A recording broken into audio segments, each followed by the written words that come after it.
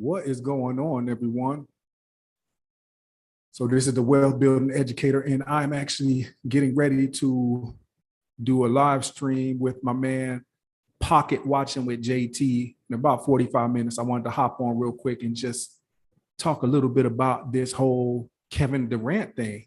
Evidently, Kevin Durant wants to be traded, and it's pretty interesting that he's saying this about 2 days after Kyrie Irving opted back into his whole deal, right? So I find it to be interesting because we all thought that Kevin Durant and Kyrie Irving were somewhat of a package deal, and we all thought that they signed in Brooklyn basically together.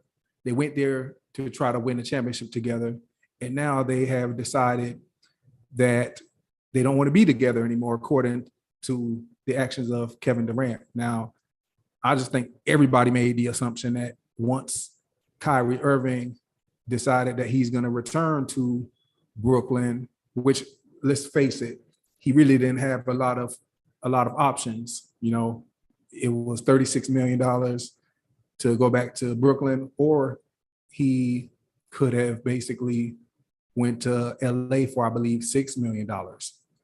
So the fact that he went ahead and said he was going to return to Brooklyn next year, everybody assumed that he was going to be teaming back up with Kevin Durant to try to run it back.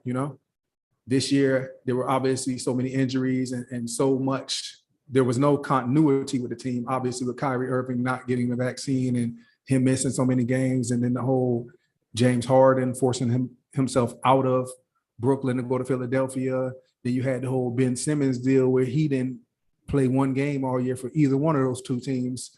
So, it was no continuity with them. So I believe that they wanted to try to run it back. But now, 2 or 3 days after Kyrie Irving makes that decision, now you see that Kevin Durant doesn't want to be there anymore. So I find it to be very, very interesting.